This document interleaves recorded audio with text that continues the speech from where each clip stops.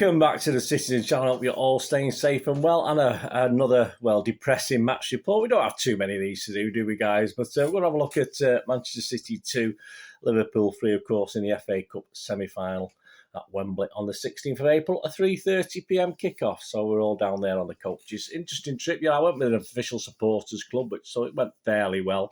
And I believe I saw some complaints about the Manchester City run thing with the three coaches, but I saw a lot of positives as well. So it probably depended who you were and where you were. But this is a match report. And I could also talk about what happened off the pitch yesterday with the fans and the minute silence and all this sort of thing, which I thought we were badly prepared for. I had no idea personally what was going on.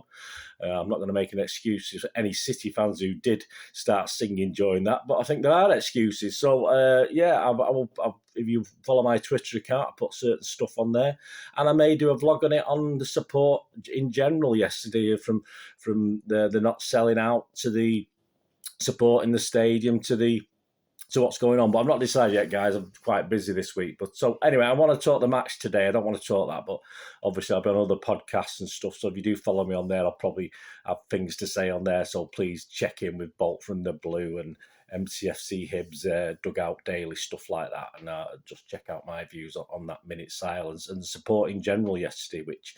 it's Wembley, and in summary, I don't think City fans are very good at Wembley. The last time we were very good at Wembley was probably when we played Tottenham, and only a couple of thousand of us were allowed in. I think that was the best atmosphere from City fans for a long time. But hey, as I say, that's not what we're talking about today. Match report, right? The teams. Or the team. I'm not asked about Liverpool team, to be honest with you. I got 8 right, which is okay. Stefan, Cancelo, Stones, I didn't have Zinchenko in there. Aki Ferner, I didn't have Foden in there. Bernardo, Grealish, Jesus, and I didn't have Sterling in there. Yeah, so on the bench, interesting. Pep did say that only perhaps Ederson, Ederson, Diaz, and who's the other one? Mahrez. Were the only ones that were fit. So, but of the first team, was obviously Delap and Lavia were okay. Why didn't we see them then? But hey, that's another thing. But yeah, so of the other guys, obviously you've talking Gundogan, Laporte, Rodri, KDB. He basically said they wouldn't have been fit enough to come on. So what are they on the bench for? But I suppose at the end of the day, just put 4 people on the bench unless it's psychological. I'm not too sure. Anyway, I'm sure Pep has his reasons, like he has for anything. And of course, Mr. Oliver was in charge, Michael Oliver. I don't think he did too much right or wrong. In all fairness, down in England, I don't think VAR had to get involved. I've not watched it back, guys. I got back in the early hours. I've not really had a chance to have a look at it. And the match itself, a brief look at that. Kanate is it for Liverpool?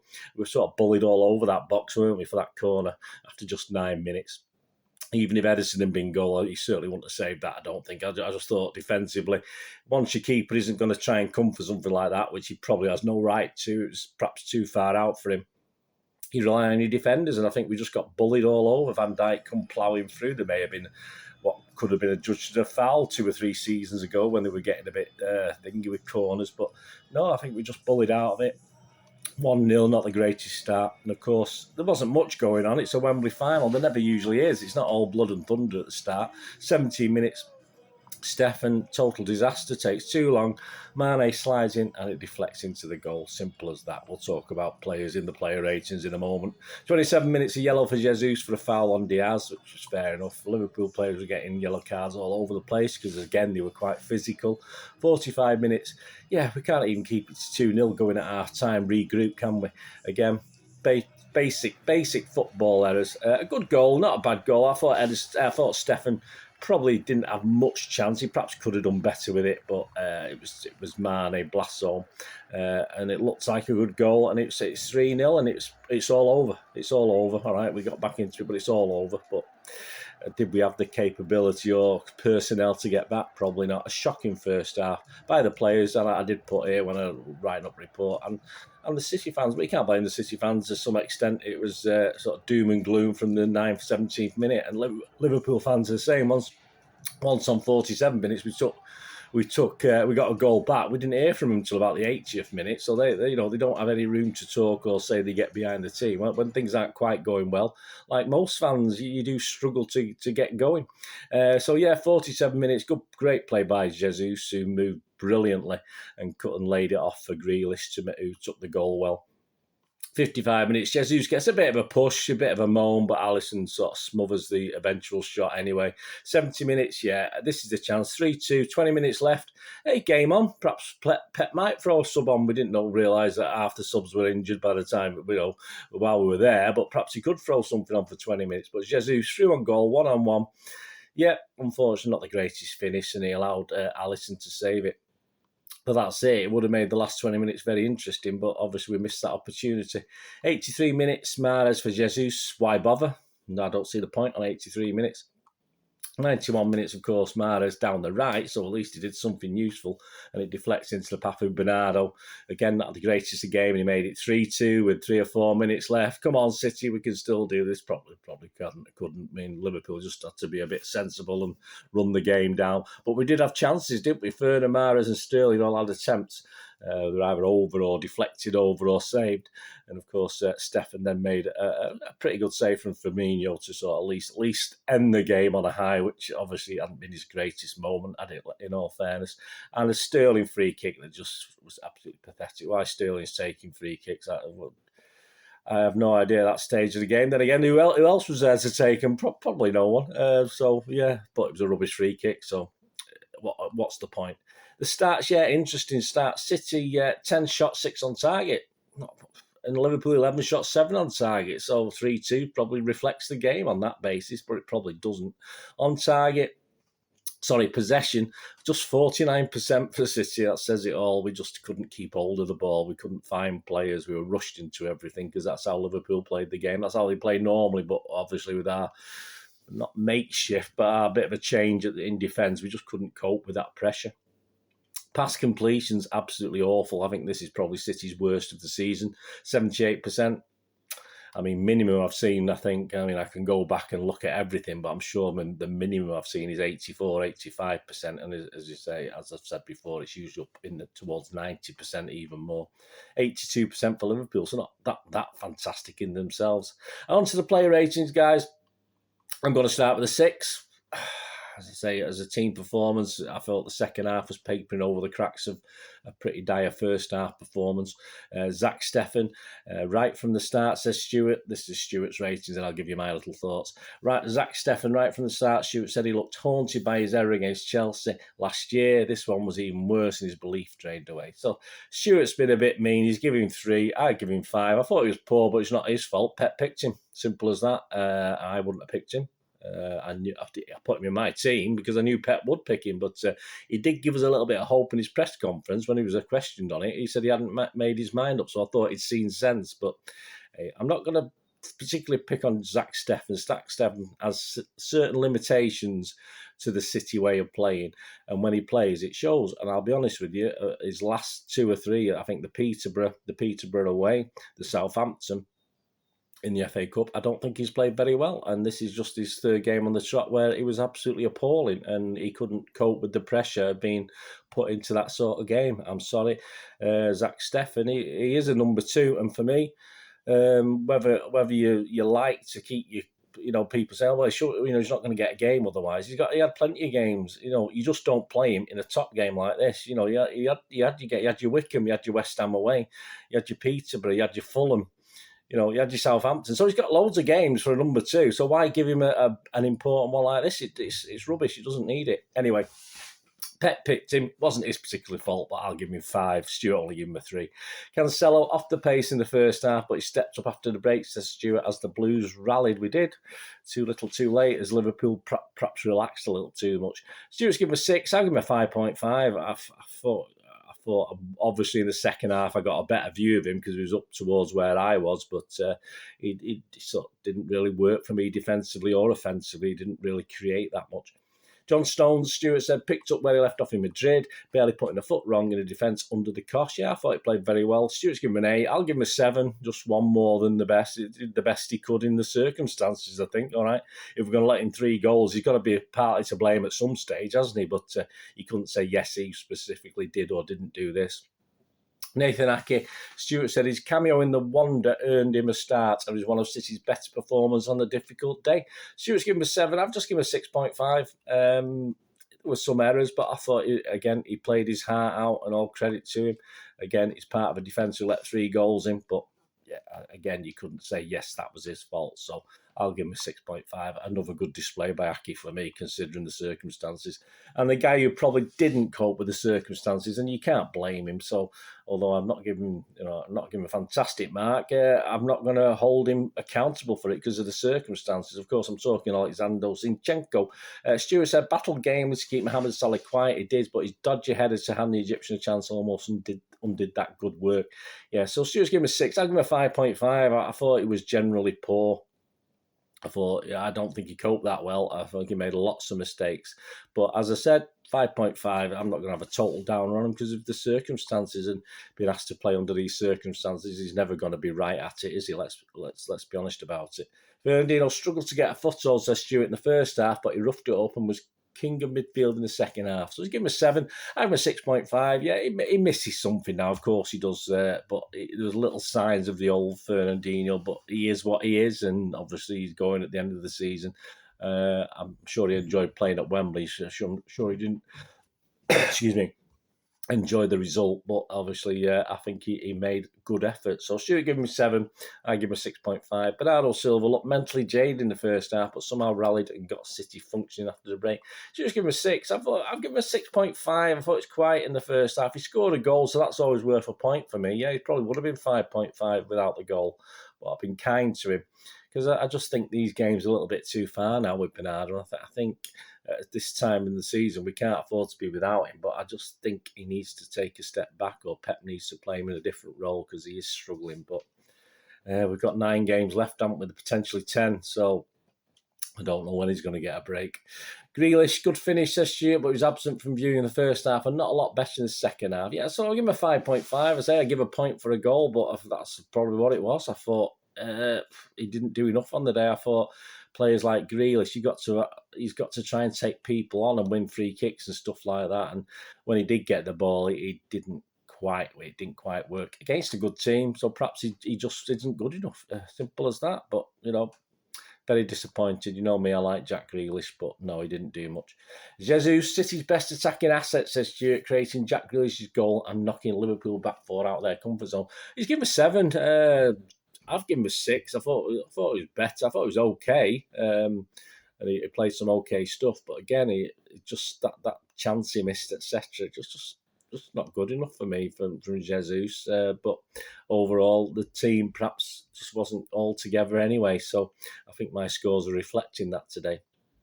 Phil Foden, Stuart said, not in the game for long spells, and when he was not influencing its sway. So let's give it a 5. I'd have to agree with that. I just thought it was another mediocre display. And that's been nice. I just thought there wasn't anything. There wasn't really anything from Phil Foden. All these are based on being at Wembley and watching the game, and not in the greatest circumstances. Obviously it's not the greatest place. It's lovely to go back and watch a match and reflect on each player. But so let me know what you think, guys. But I thought may as well not been there. He may as well as one of the younger lads on or something like that. Raheem Sterling, Stuart said his day was summed up by a woeful late free kick that sailed over the bar. Not a lot went right. Stuart's give him a 4. Again, I've given him a 5. I've been kind again. Just another woeful display against Liverpool. Didn't offer anything. Hopefully, I was a bit, obviously, with Jesus and him up front. I thought we might get him behind him, which we did a couple of times, Jesus especially, but Sterling was just absolutely mediocre, really, wasn't he? The subs, just Mahrez for Jesus on 83, no time to mark, says Stuart, and yes, I agree with that. There you go. Man of the match, I'm not going to give one. It would be a defender. It'd probably be John Stones or Nathan Aké, but I'm going to leave it this week, guy. That was, as a team performance, as a performance in the stands by the fans, it was pretty awful for most of it. They gave us hope, typical City, and then obviously, but I think we all knew deep down it was never going to happen once Jesus had missed that 70th minute effort. Overall record in the FA Cup, yeah, another depressing defeat. That's 4 on the trot against Liverpool now. Played 8, excuse me, played 8, won 2, drawn 2, and lost 4. Scored 8 and let 11 goals in, and that, of course, is now I was just looking at Chelsea's stats at the new Wembley in the FA Cup semi-finals, and they're absolutely brilliant, apart from a loss against us back in 2013. But that's just under Pep. That's the 4th FA Cup semi-final we've lost out of 5. Some people are saying, why can't we just go out in the 3rd round? Why bother? But again, with the FA Cup, there's always that element of luck where the big teams could get knocked out, and you could end up playing someone like Crystal Palace in the semi-final, which you might think you've got a chance. You might end up playing someone like Stoke City. I mean, any of these teams, Brighton, Watford, you can end up playing any of these teams. So, yeah, at first I would agree. I would say pay the kids from round 3. But at round 3, just play your best teams. And then if it comes to the semi-final and you can't play your best team, then at least tactically do something quirky. Pep didn't do that with that team, did he? For me, we'll talk about City in a minute. Anyway, I've jumped the gun a little bit there. But anyway, 4 out of the 5 FA Cup semi-finals lost under Pep. Not great. Very, very disappointing. So Liverpool going forward, yeah, they've got... I mean, we saw the defensive weaknesses yesterday, and we managed to get in behind them at the Etihad. It didn't quite work out. And again, we got behind them once or twice yesterday, but that first half display just knocked the stuffing out of us, killed the game. Momentum again with Liverpool, isn't it? In all fairness, as far as the rest of the games in the season, of course, we can start another run-up, but Liverpool's quadruple is well and truly on, and obviously Villarreal can stop that, and we can stop that. Have we got the big kahunas to do it? I'm not too sure at the moment, but I'm hoping we will. I'm sure we will. I think I'm going into a positive stance, starting with our next game, of course, against Brighton. They don't seem to have any injury worries. They've got the full squad at the most important time of the season. So again, you talk about the footballing gods looking down on you. It certainly looks that way. I don't think we picked up any injuries yesterday. And yes, even with the less than spectacular Salah, who isn't really doing that much for me. I've seen him twice against City now, and he's sticking him out on the wing. He's not really achieving that much, but he doesn't have to. He just has to do a steady job, and the other guys are picking up the slack. So, yeah, it is. It's certainly worrying for everyone else. And defensively, they do have flaws, but it's whether teams can utilise that, and of course, whether any of their midfielders, forwards have an off day when it comes to scoring goals, etc. And they certainly didn't have an off day yesterday. So, yeah, it's going to be hard. It's going to be hard to stop Liverpool. All credit to him. Klopp's got a great squad. He's got a big squad, which they probably didn't have a year or two ago. That's certainly come on the last couple of years. He's added to that with certain signings that have done the business. So, yeah, all credit to him. As for us, as I said, I started to bang on a minute ago, didn't I? So it's down really to just 2 trophies. We can't do a treble, that's for sure. 2 must-win games in the league, which if we don't win both of those, then we have to seriously doubt what we can achieve this season. Pep can't be blamed. Pep can't be blamed for resting or not risking certain players. Of course he can't. And this is, for me, it was perhaps a psychological thing to have those players on the bench, even though Pep admitted after the game he couldn't come on. So that's perhaps what Pep was doing. It's not good putting a load of kids on the bench. It's not exactly going to strike fear into Liverpool. But if Liverpool see players like KDB on the bench, yeah, it make them think a little bit twice. It might only be 0.5% of a psychological effect, but I can understand that, and I'm not going to have a go at him.